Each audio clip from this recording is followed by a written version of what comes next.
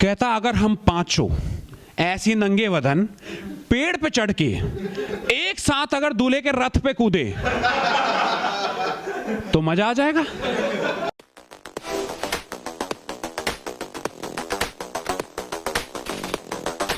लेकिन फिर ना हमारे ग्रुप में छठे मेंबर की एंट्री हुई जिसका नाम अमित गुप्ता था, लेकिन हम इसे छमिया बुलाते थे। छमिया इसलिए क्योंकि 12th क्लास तक स्कूल इसको मम्मी छोड़ने आती थी। लड़के छोड़ो यार, स्कूल में लड़कियां छेड़ती थी इसको, लेकिन पढ़ने में बहुत तेज था ये, क्लास में फर्स्ट ही आता था। और इसने हमसे दोस्ती की क्योंकि इसको स्कूल में सरवाइव करना था और इसे पता था हमारे ग्रुप में आने के बाद इससे कोई भी मजे नहीं लेता। और हमने की क्योंकि इसने हमें संस्कृत सर वाले कांड से बचाया था जिसमें हमने सर से मजे लिए थे कि सर चलोगे कहाँ, यहाँ। तो छमिया ने ही आइडिया दिया था कि तुम्हें पेरेंट्स ही बुलाने हैं ना तो तुम सब सिर्फ मम्मी को बुलाना, पापा को नहीं, क्योंकि जो कांड तुमने किए हैं ना वो सर मम्मी को बता ही नहीं पाएंगे। आपके कैसे बताएंगे कि आपके बच्चे ने मुझसे बदतमीजी की? क्या किया? उसने मुझसे पूछा चलोगे, मैंने बोला कहाँ, उसने कहा यहाँ। ऐसे तो नहीं बता सकते ना। मैंने कहा हाँ यार ये तो सोचा ही नहीं। तो हम सब ने सिर्फ मम्मी को बुलाया।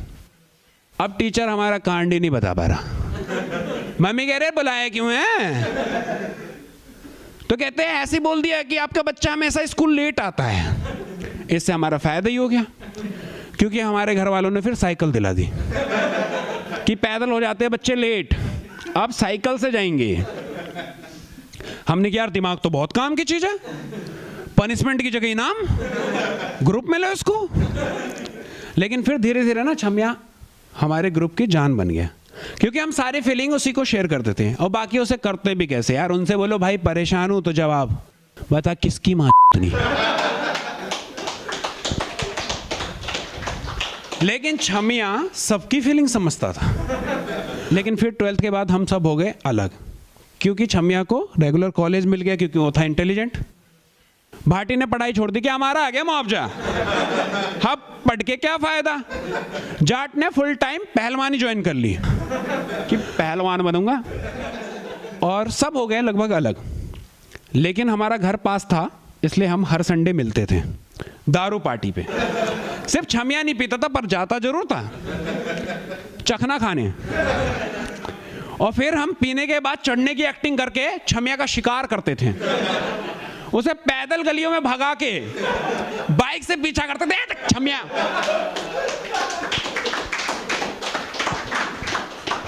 और बाकी हमने व्हाट्सएप पे ना एक ग्रुप बना रखा था जिसमें हमारी फुल बकचोदी चलती थी। लेकिन एक दिन छमिया के बाप को पता चल गया कि हम उसके बेटे को अमित गुप्ता नहीं छमिया बुलाते हैं, क्योंकि छमिया को ग्रुप में बात करते करते मूत लग गई। वो मूतने गया, वो भी बिना फोन लॉक करे। अंकल ने मैसेज पढ़ने शुरू किए, उनके होश उड़ गए क्योंकि ग्रुप में हमारी बातें ऐसी होती थी कि और देख रहा छमिया मौसम आज तो दे ही देगा।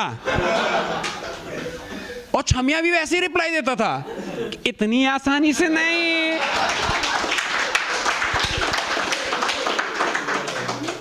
पहले मुझे खुश करो। फुल बकचोदी चलती थी यार। उधर से पंडित बोल रहा है कि छमिया टूर पे चलेगा, वो भी फुल ये जिस्म तुम्हारा है जहां मर्जी ले चलो। उधर से बाबे बोल रहा है बीच में कि छमिया सिर्फ मेरा है, मेरे और छमिया के बीच में कोई आया तो गया। छमिया भी फुल सरदार जी मेरे इतने करीब मत आओ तो मैं तबाह कर दूंगा। फुल बकचोदी। उसका बाप ये बकचोदी नहीं समझ पाया। अंकल को लगा कि उनका लौंडा वो भी बड़ा वाला 5-5 मर्दों को संभाल रहा है। अंकल टेंशन में आ गए। वो उन्होंने छमिया को बुलाया कि बेटा देख, एक एज के बाद ना बाप बेटे को दोस्त बन जाना चाहिए। छमिया का तो सही बात है, आई एग्री। तो नेक्स्ट डे छमिया के पापा कहते हैं कि जा बेटा रूम में तेरे लिए कुछ है। अंकल उसके लिए लड़की लेके आ गए थे ताकि उनका डाउट क्लियर हो जाए। और एक तो यार देखो छमिया पहले से बहुत शर्मीला था, और ऐसे भी यार कोई भी बंदा ना बाप के इस ऑफर को एक्सेप्ट नहीं करता कि अच्छा पापा यार थोड़े ढीले थे इसके, कोई भी नहीं कर सकता ना यार। तो उसने भी मना कर दिया। उसका बाप टेंशन में। उसने अपने दोस्त से बात की, उसका दोस्त कहता है पहले तो देखो गुप्ता जी, इसको करो इन लौंडों से दूर, फिर देखते हैं क्या करना है। तो उसके बाप ने उसे पढ़ने बेंगलोर भेज दिया। अब हमारी धीरे धीरे ना बातें कम होने लगी, सब हो गए अलग अलग। लेकिन अभी 1 साल पहले छमिया अपने शादी के कार्ड लेके आया कि भाई तेरे भाई की शादी है और आएगा और तूफान मचा दोगे तुम लोग। हमने कहा बिल्कुल मचा देंगे यार, बोलने वाली बात है, अपने जिगरी की शादी है यार, बिल्कुल आएंगे। तो यार देखो, आप चाहे कितने भी कामयाब हो जाओ ना, आपके स्कूल के फ्रेंड मिलते हैं ना तो आप फिर से चूती हो जाते हो। तो यही हुआ। शादी वाले दिन मैं और पंडित उसके कमरे में गए। वो फुल दूल्हे के ड्रेस में तैयार होके, नोटों के माला पहन के रेडी था।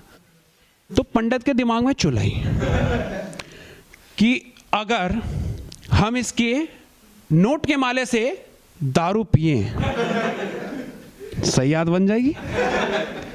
मैंने कहा सही कह रहा। तो पंडित कहता है चल इसमें से 2 नोट दे। लेकिन छमिया मना करता है कि यार ऐसे ही ले लो पैसे, क्योंकि माला खराब हो जाएगा। पर पंडित नहीं, मुझे उसी में से चाहिए। वो जबरदस्ती करता है, उसको बिस्तर पे गिरा देता है और उसके ऊपर बैठ के मुझे आवाज ला रहा है कि इसके हाथ पकड़। मैं जाता हूं, हाथ पकड़ता हूं कि तभी अंकल आ जाते हैं।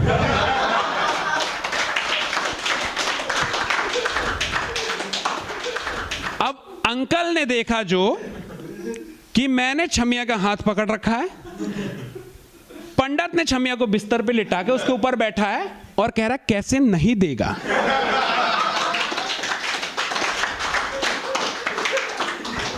अब अंकल गुस्से से पागल हो जाते, मेरा बेटा सुधर गया तो अब तुम जबरदस्ती करने लगे।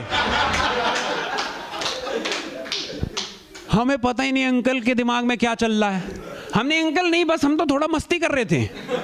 अंकल ने जेब से नोट का बंडल निकाला और मेरे हाथ में दे दिया कि मस्ती करना है तो लड़की लेके आ, मेरे लौंडे से नहीं।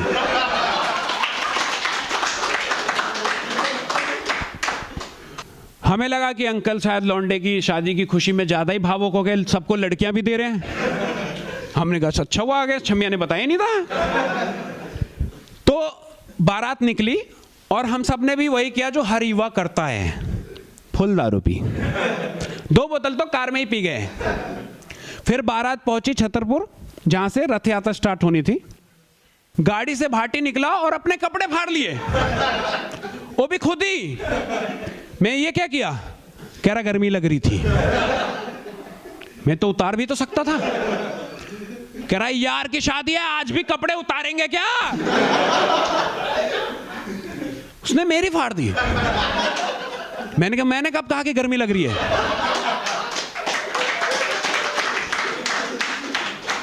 पांच मिनट के अंदर 5 के कपड़े फट चुके थे। उसके बाद बाबा ने ढोल वाले से ढोल छीन लिया और खुद ही बजा बजा के नाच रहा है, खुद ही। उसे देख के ऐसा लग रहा था किसी ने उसमें चाबी घुमा के छोड़ दिया हो, रुक ही नहीं रहा। वो जो बचपन में खिलौने नहीं आते थे, चाबी लगाओ घुमा के छोड़ दो, नाच रहा अपने आप ही, खुद ही ढोल बजा रहा है, खुद ही नाच रहा है। उधर जाट ऐसे ही चिल्ला रहा है कि यार की शादी है, सबकी गांड फाड़ दूंगा चर्रे से। कैसे? चर्रे से। मैंने बहन जो साउंड इफेक्ट कौन देता यार? उधर पंडित और भाटी पैर पे चढ़ के जो लोग नाच रहे हैं उनके बीच में कूद रहा है। अब लड़की का चाचा घबरा गया, क्योंकि यार बनिया लोग बहुत शरीफ होते हैं यार। वो घबरा गए हमारी हरकत देख के। वो बाबे से आके पूछते कि बेटा आप लड़के के दोस्त हो ना, लड़का हमारी बच्ची को ज्यादा तकलीफ तो नहीं देगा ना? बाबा कहते हैं तकलीफ ये तो चाह के भी नहीं दे सकता। इत्तू सा है उसका। क्या तकलीफ? सिर्फ गुदगुदी का एहसास करवा सकता है आपकी बच्ची को। फुल बकचोदी हो रही है यार वहां। फिर ना पंडित भागता हुआ आया हमारे पास कि ओए जिगरी की शादी ऐसा कांड करते हैं कि सब गेस्ट याद रखे। हमने की पता? कहता अगर हम 5 ऐसी नंगे वदन पेड़ पे चढ़ के एक साथ अगर दूल्हे के रथ पे कूदे तो मजा आ जाएगा। ऐसा आज तक किसी ने भी नहीं किया होगा। और दारू पीने के बाद ना वो आइडिया हमें इतना बेहतरीन लगा, हमने पंडित का सर चूमा कि कैसे सोच लेता है सब। हमने कहा चलो करते हैं। तो हम आधा किलोमीटर आगे गए और एक पेड़ पे चढ़ के बैठ गए। अब बारात का इंतजार कर रहे हैं फुल। फिर बारात आई, हम पांचों एक साथ कूदे, रथ पलट गई, सहवाला पेड़ पे बैठ गया, दूल्हा जमीन पे धूल चाट रहा था। हमने क्या आ गया जी स्वाद। जब देखा तो दूल्हा कोई और था।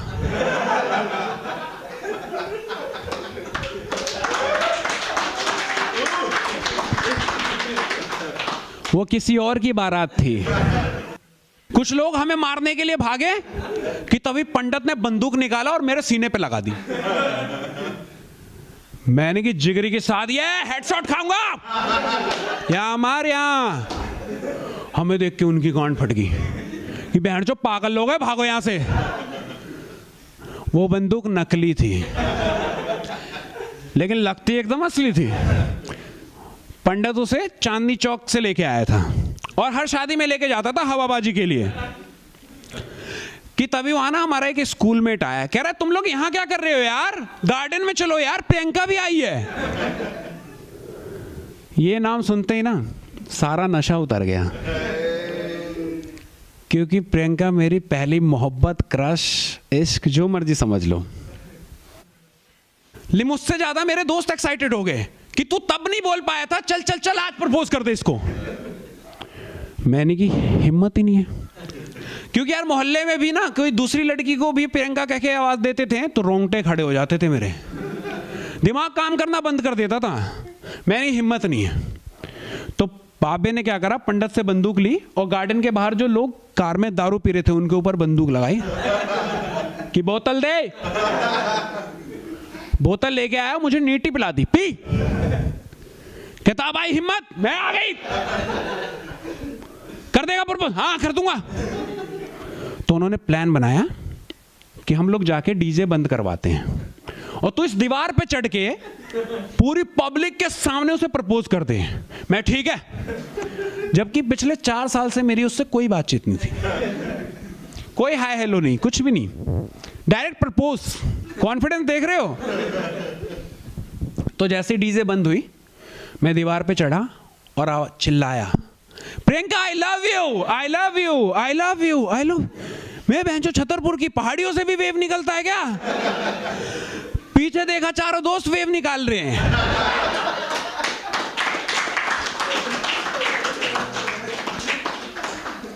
प्रियंका की शादी हो चुकी थी।